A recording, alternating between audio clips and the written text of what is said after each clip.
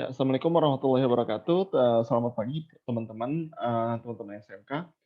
Kita lanjut ya untuk training, mengenai, eee, performance, tapi ini kita bahas dulu untuk teman-teman lebih tahu, yaitu tentang CSR 121 yang sifatnya, biasanya kita sebut dengan CSR airliners atau CSR-nya orang-orang airline. Nah, sebelum kita melanjutkan, ke sesi ketiga, di sesi kedua ini Kakak ingin menerangkan, yaitu, CSR 121 ya. Teman-teman yang belum on kamera mungkin bisa on kamera dulu teman-teman, dari SMK 3 Bandung mungkin bisa di-on dulu kameranya. Oke, terima kasih teman-teman, sudah bergabung di training kita atau sesi kita di sesi kedua. Eee, Jangan lupa, kabarkan kepada teman-teman juga, eee, yang tidak bisa mengikuti kelas ini bisa, melihat rekamannya di YouTube, YouTube CSIS TV tentunya ya, di apa, training, performance filosofi. Oke teman-teman, kita bahas CSR 121 dulu supaya teman-teman, SMK ini bisa, memahami, kurang lebih tentang, airline dulu ya. Karena, di airline itu kita mengacunya di platform 121 karena, rata-rata sih airline pesawatnya ya, masuknya di 121. Ada juga, OC atau organisasi, pesawat atau, kita sebutnya perusahaan pesawat terbang yang basic-nya 135 tapi itu di-charter ya teman-teman. Tapi kalau misalnya untuk, perusahaan terjadwal kayak misalnya beberapa maskapai di Indonesia itu, kita makainya, operating certificate di 121. Oke, langsung saja teman-teman ya, saya screen share untuk materi pada pagi hari ini. Ini teman-teman, eee, kita kenalkan sedikit ya tentang CSR 121, Civil, Aviation Regulation. Oke, biar teman-teman tahu dulu nih, apa sih, CSR itu kan teman-teman SMK juga di sini kan agak bingung juga ya, eee, yang dimaksud dengan CSR tuh apa, ini barang apa gitu kan kadang-kadang.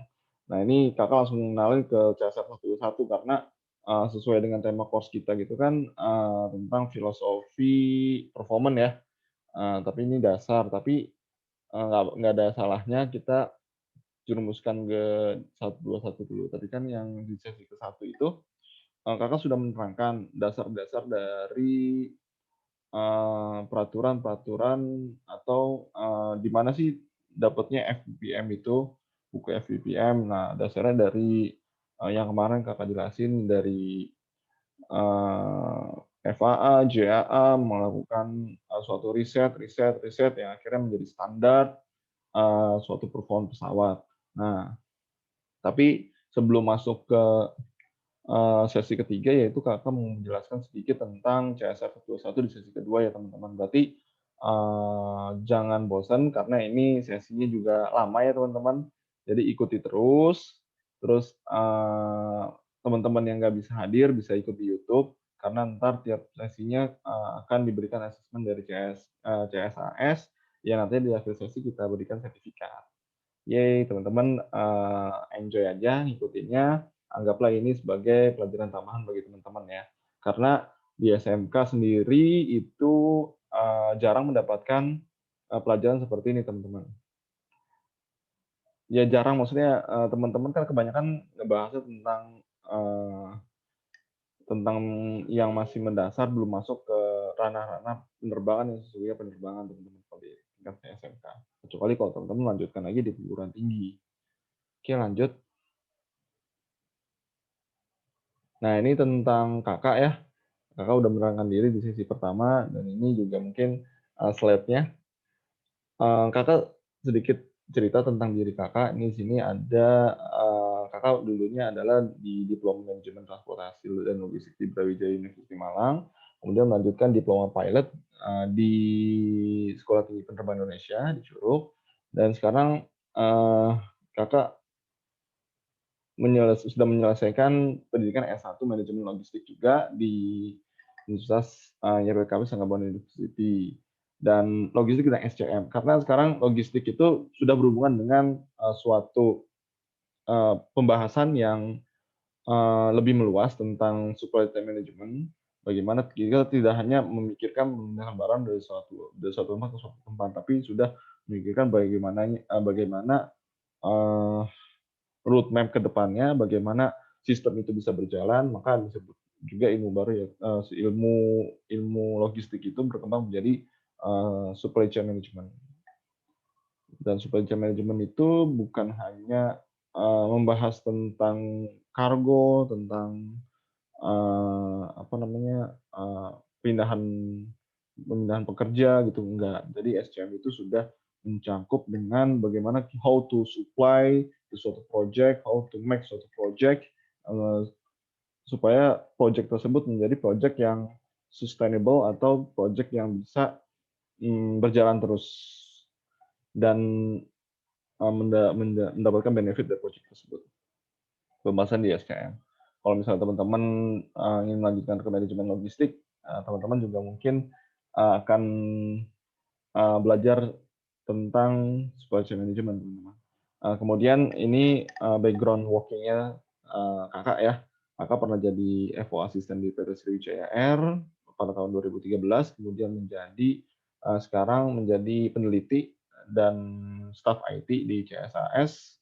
Kemudian kakak juga bergabung di beberapa komunitas akademik. Salah satunya adalah di Bangun Energi sebagai event organizer dan di akademik hukum di Panji Institute Law School and Lawyers Community. Jadi yang namanya suatu project, yang namanya suatu kegiatan usaha itu tidak lepas dari namanya aspek legal. Nah, aspek legal tersebut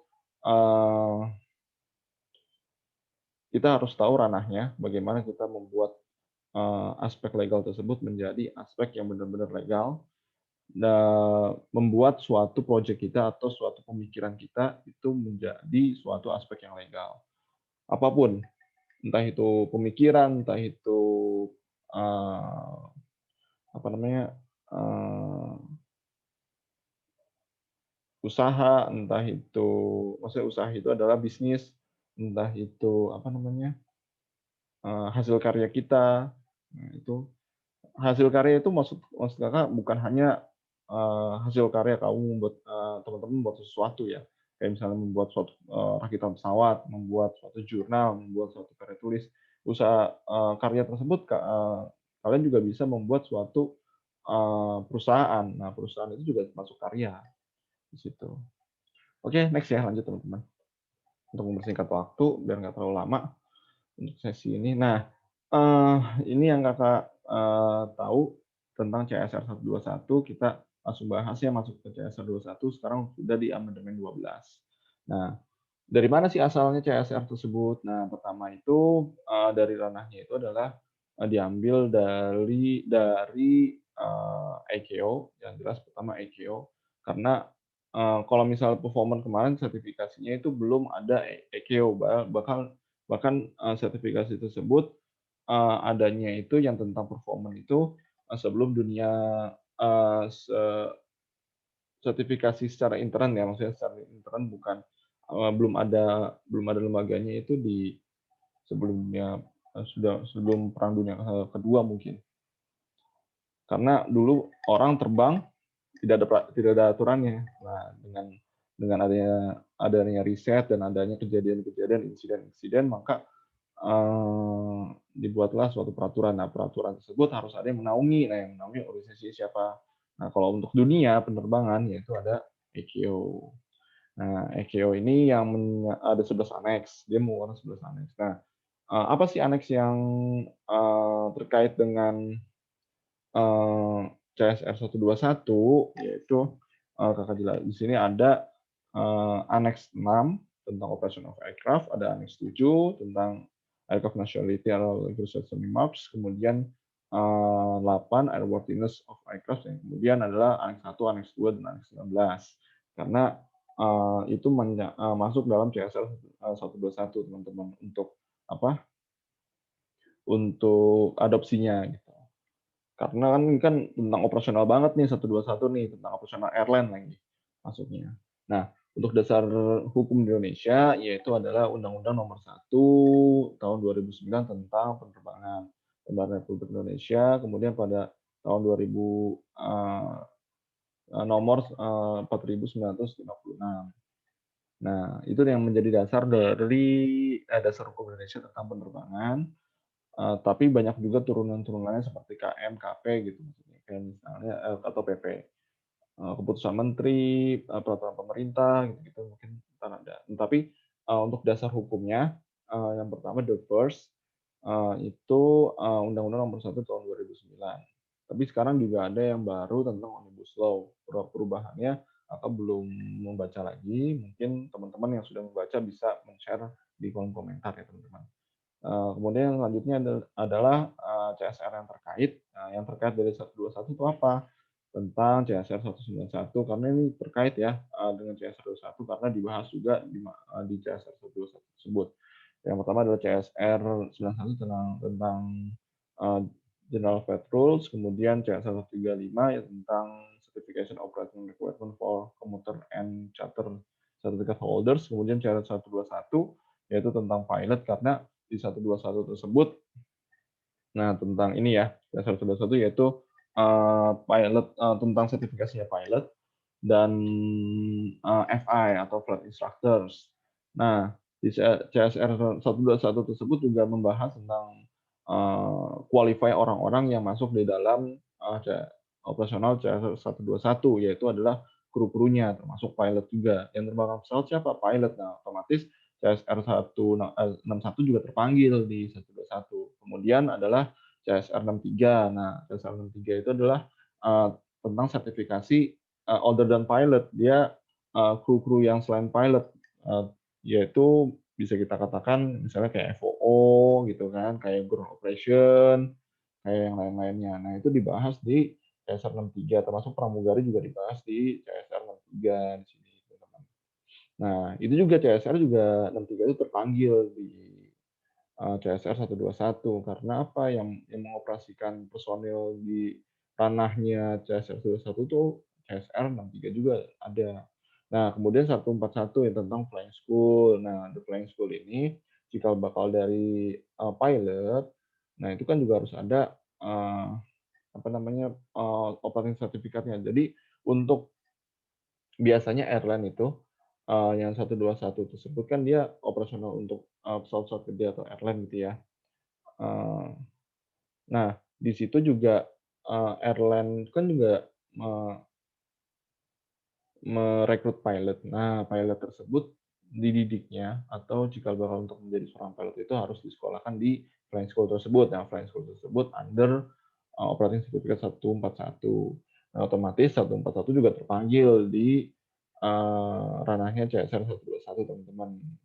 Karena biasanya ada beberapa, flying school yang mengadakan kerjasama dengan airline, tapi airline tersebut juga harus mengaudit flying school tersebut. Jadi airline tersebut harus mengetahui, 141-nya, ranah 14 maksudnya, standar-standar dari 141 supaya, eee, airline airline nggak miss ya, nggak miss di dalam mengaudit, flying school tersebut gitu, teman-teman. Kemudian, 142 tentang training center operasional ya. Nah, ini juga terkait juga di ranahnya 121 karena 121 operasi sertifikat 121 tidak akan jalan apabila 142-nya tidak terpenuhi, teman-teman. Bagaimana bisa berjalan? Apabila kru-krunya itu tidak certify. Nah, jadi 121 juga memanggil CSR 142 tentang operation training center karena apalagi kalau misalnya untuk di airline itu ada namanya recurrent training juga teman-teman. Nah, recurrent training itu dijalankan oleh siapa? Oleh 142. Nah, di sini teman-teman kalau misalnya teman-teman supaya enak tidak bingung di dalam eee, mengklasifikasikan lembaga di penerbangan gitu ya, kayak teman-teman sebutin aja maksudnya, ini OCE 141, 142, 143 3 kayak misalnya training center nih, kayak misalnya 141 Kakak sebutkan saja misalnya, Flying School nih, Flying School tuh ada STP Curug, ada PP3 Banyuwangi, mungkin ada, Perkasa, Flying School, ada BIFA gitu masuknya 141. Nah kalau 142 itu masuknya training center kayak misalnya nih, ada namanya, GITC di Garuda, terus ada namanya LTC di Lion mungkin ya teman-teman, terus ada juga namanya 6 training center.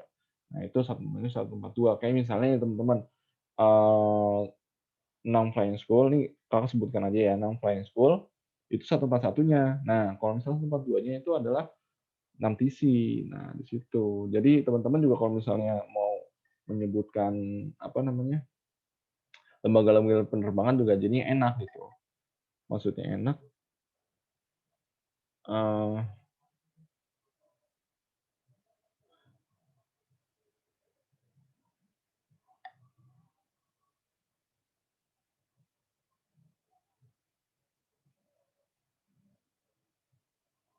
maksudnya enak itu, apa namanya, eee, nggak bingung jadinya.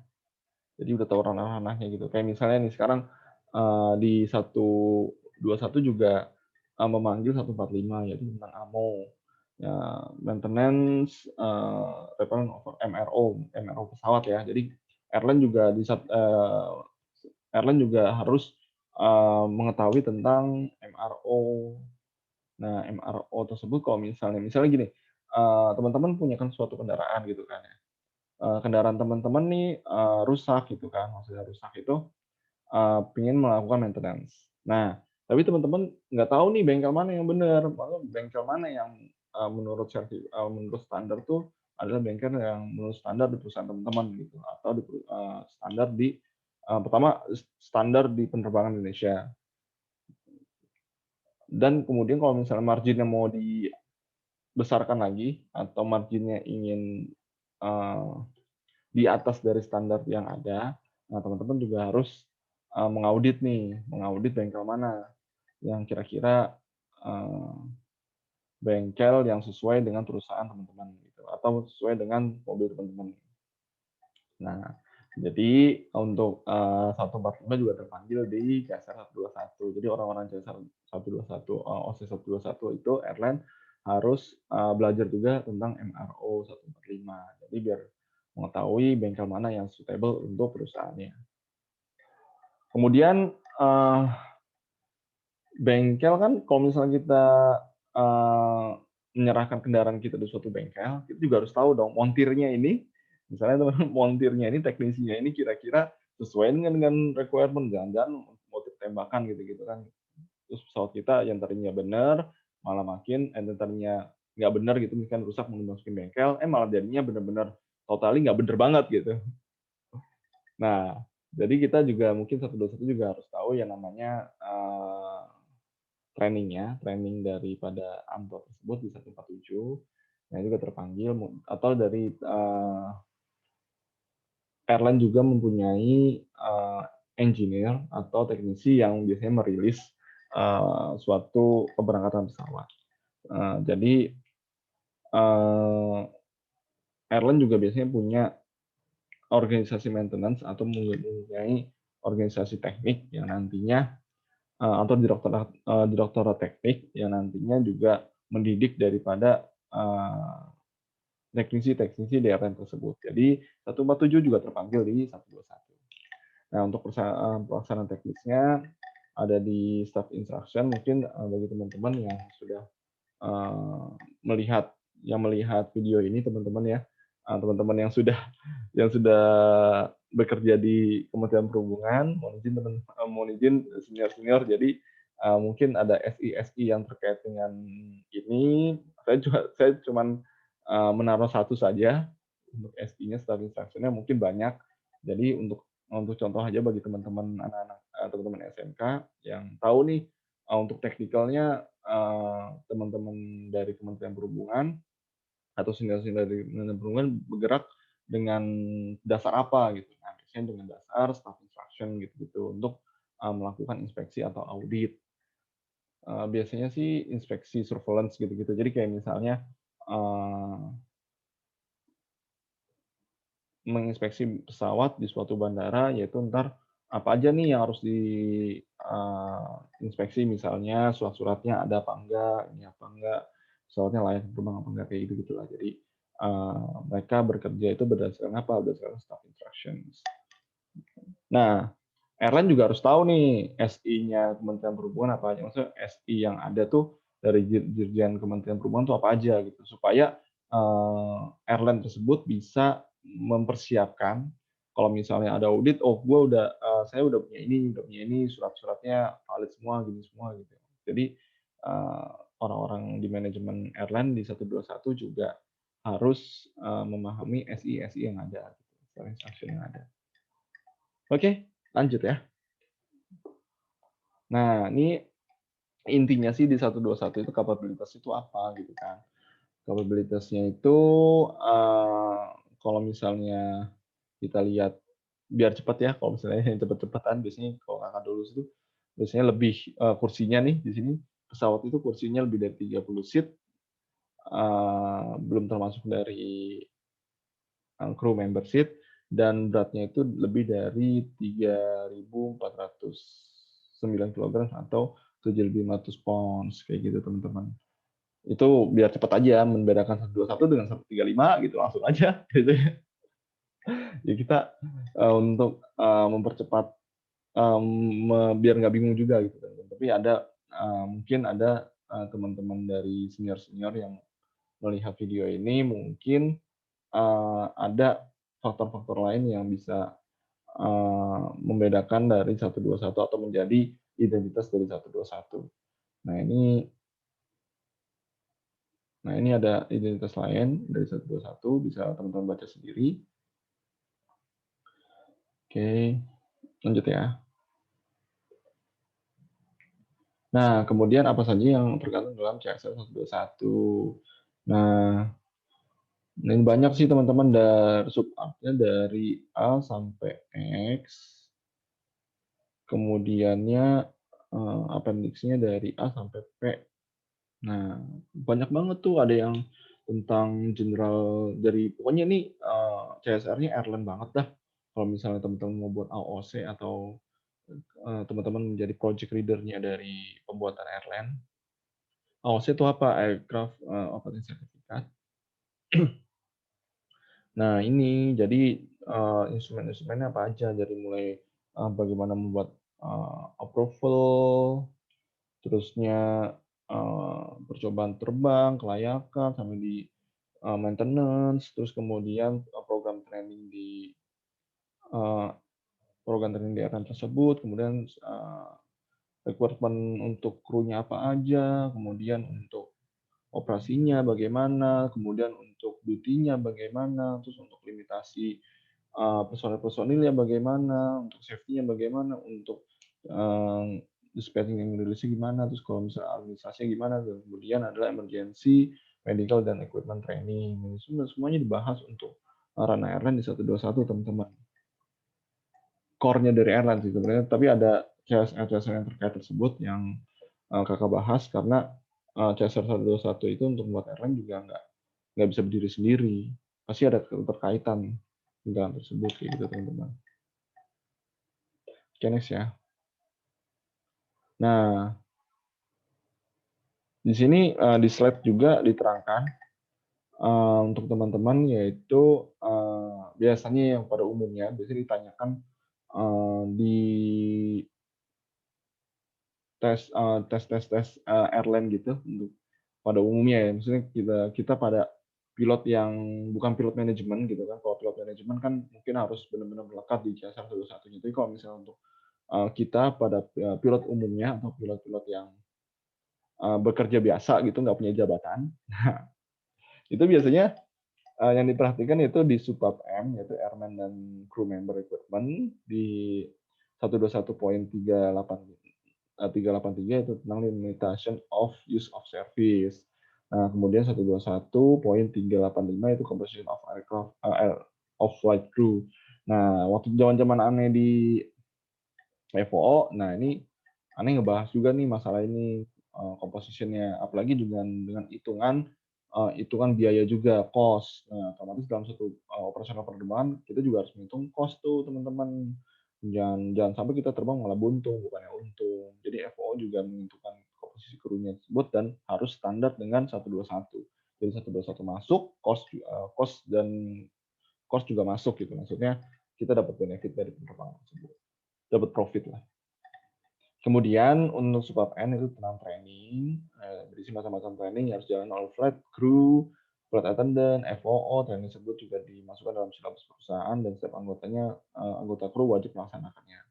Nah, juga teman-teman yang pilot-pilot biasa ini juga harus memperhatikan dari sub N. Nah, ini tentang training program ya, teman-teman, training program yang dijalankan oleh airline. Nah, jadi biar teman-teman tahu kalau misalnya standar itu bagaimana, jadi nggak kaget gitu. Dan nggak kaget dan harus menjalaninya karena sudah ada dibakukan dalam CSR gitu teman-teman untuk program trainingnya. Jadi kok ada training lagi, kok ada training lagi, kok ada training lagi kayak misalnya mandatory, kok ada windshield, kok ada FVSM, terus jalan. Terus kok ada recommend training, kok ada PPC, kok ada log gitu-gitu lah pokoknya. Nah itu ada mana? Ya udah diatur dalam 121 dan akan dimasukkan dalam silabus perusahaan teman-teman.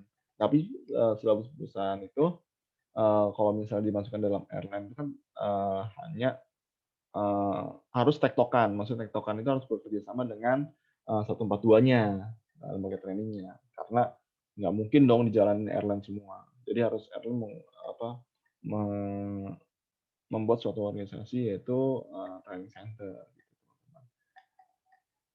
Kemudian yang subbab O tentang crew member qualification. Nah, qualification-nya di situ juga qualification tentang pilot sendiri. Kemudian ada qualification tertentu kayak misalnya tentang qualification rute, terus kemudian qualification airport tertentu,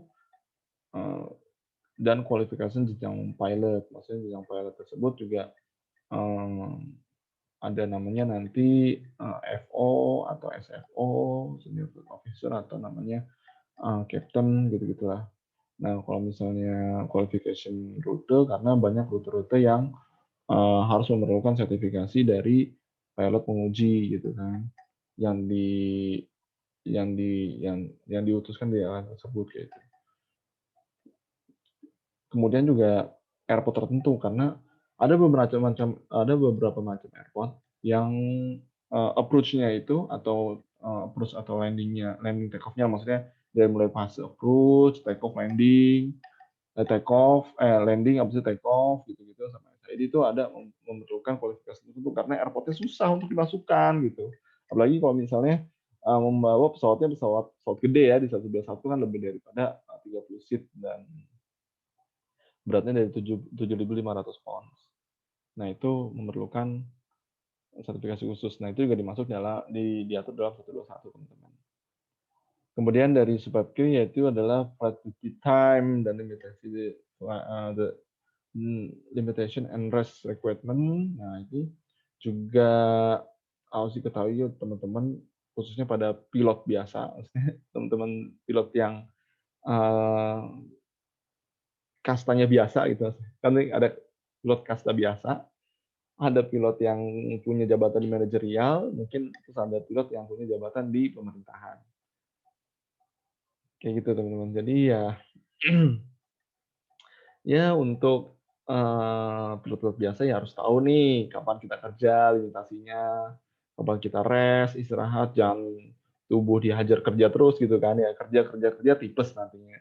Bukan kerja liburan. Kalau misalnya kerja sehat liburan kan enak. Daripada kerja sakit tipes kan.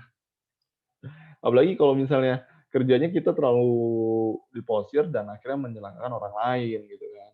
Nah, teman-teman harus memperhatikan itu. Jadi teman-teman untuk pilot yang kasta itu juga udah sepatutnya untuk memperhatikan dari subbab key tentang di CASA 121.45, CASA 121.48, pokoknya di situ ya. Bisa dilihat sendiri teman-teman, atau teman-teman adik-adik SMK juga mungkin biar tahu ya tentang CASA 121, tentang ya sedikit lah. Kemudian lanjut, nah ini ada komposisi krunya, mungkin baik teman-teman SMK juga, belum terlalu butuh, kecuali teman-teman SMK yang ingin berniat melanjutkan lagi di perguruan tinggi dan kemudian mengambil sertifikasi sebagai FOO.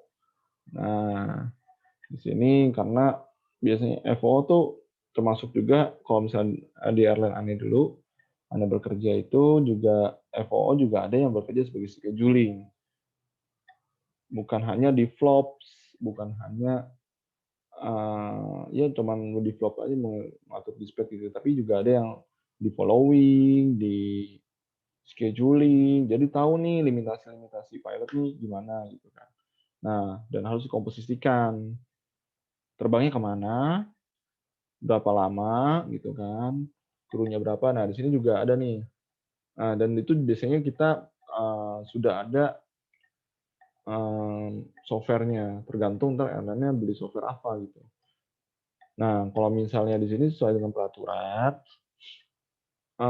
terbang untuk 12 kalender, 12 bulan 1 tahun maksudnya ya, sebentarlah.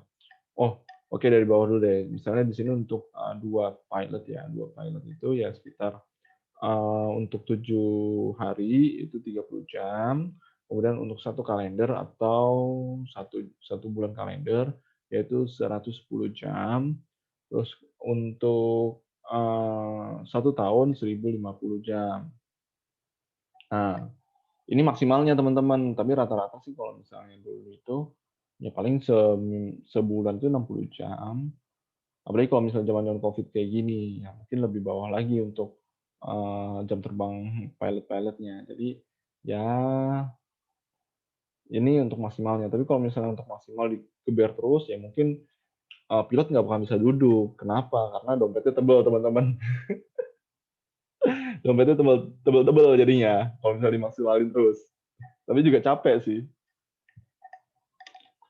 Ya, jadi pilotnya punya penyakit nggak bisa duduk gitu, kalau naruh dompetnya di belakang. Nah, kemudian eee, ada beberapa komposisi-komposisi yang lain bisa baca teman-teman di 121.483. Nah, biasanya bagi teman-teman yang nonton, mungkin ada teman-teman yang AB initio juga. Nah, ini biasanya keluar sih dalam wawancara atau wawancara gitu. Oke, next. Nah, ini untuk apa namanya, untuk bagannya ya teman-teman. Nah, ini termasuk, eee, yang kalau yang 3 kru ini biasanya kita nggak masuk sih, harusnya rest period itu kita 9 jam. Jadi, biasanya untuk perjalanan long haul atau perjalanan jauh, biasanya kan 3 kru tuh. Nah itu, dikasih spare 1 hari, supaya bisa memaksimalkan untuk rest period-nya itu masuk, rest period-nya itu masuk, teman-teman. Jadi biasanya misalnya nyampe hari Senin, terus kita harus rest dulu hari Selasa, kemudian bisa take off lagi di hari Rabu gitu, teman-teman.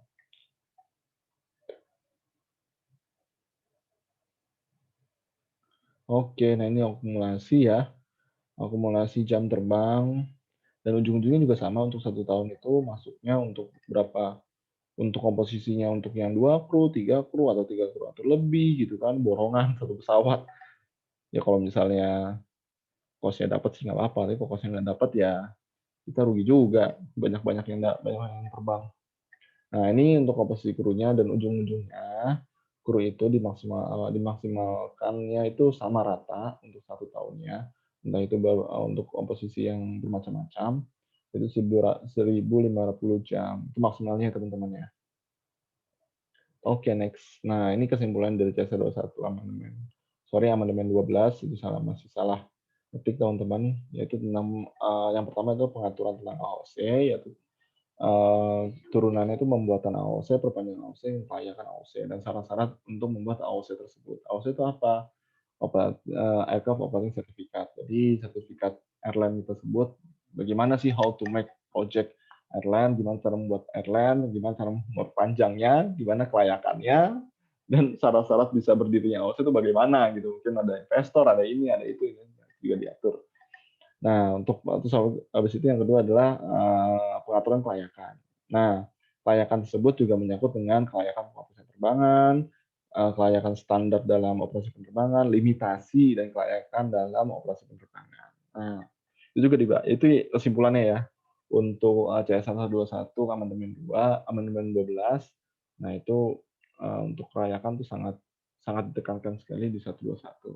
Karena menyentuh banget nih CSR ini 121. Kemudian adalah pengaturan kru member, limitasi kru member, pengaturan training, kualifikasi, pengaturan jam kerja, pengaturan kesehatan dan asasi yang melanggar. Kemudian sistem manajemen keselamatan,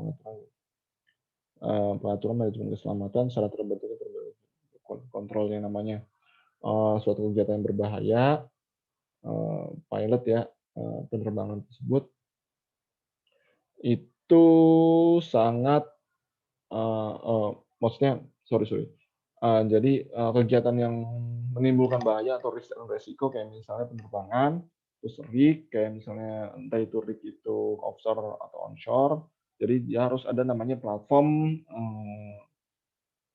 manajemen keselamatannya. Nah, manajemen keselamatan juga diatur di 121, karena operasi penerbangan itu taruhan nyawa, teman-teman. Nah, jadi, bagaimana sih cara membuat platform, bagaimana cara membuat, eee apa ya namanya, milestones daripada apa namanya, sistem daripada manajemen penerbangan, manajemen keselamatan di suatu airline, sistemnya. Nah ini diatur di 121 teman-teman. Nah ini kesimpulannya ya, dari pengaturan AOC, kelayakan, habis itu pengaturan crew member, dan sistem manajemen keselamatannya. Nah, dasar hukum teknisnya ini teman-teman. Ada KM, ada KP, ada PP. Yang pertama sih ujung-ujungnya awalnya sih dari Undang-Undang Republik Indonesia. Kemudian ada peraturan presiden, kemudian ada, peraturan menteri, ada ya gitulah teman-teman, banyak. Anda juga belum banyak baca sih tentang peraturan-peraturan ini karena harus diamandemen. Tapi kalau misalnya Anda punya jabatan di airline, ya mungkin sudah sepatutnya airline update, apalagi punya jabatan di manajemen dan jabatan itu adalah jabatan strategis bagi airline tersebut. Nah, orang tersebut harus aware tentang peraturan-peraturan ini. Lanjut. Nah, terima kasih teman-teman telah menonton sedikit pemaparan dari sesi kedua course yang diadakan oleh CSAS. Bagi teman-teman nanti kita akan adakan asesmennya ya, ya santai-santai aja, nggak ada nilainya juga. Jadi nilainya itu untuk teman-teman sendiri, bagaimana teman-teman bisa mengambil manfaat dari course-course yang ada. Dan jangan lupa teman-teman kita ada 9 sesi dan 9 sesi terakhir kita baru kita bagikan sertifikat. Oke, teman-teman terima kasih, have a nice day. Sampai di sini ya pertemuan kita pada pagi hari ini. Saya tutup. Assalamualaikum warahmatullahi wabarakatuh.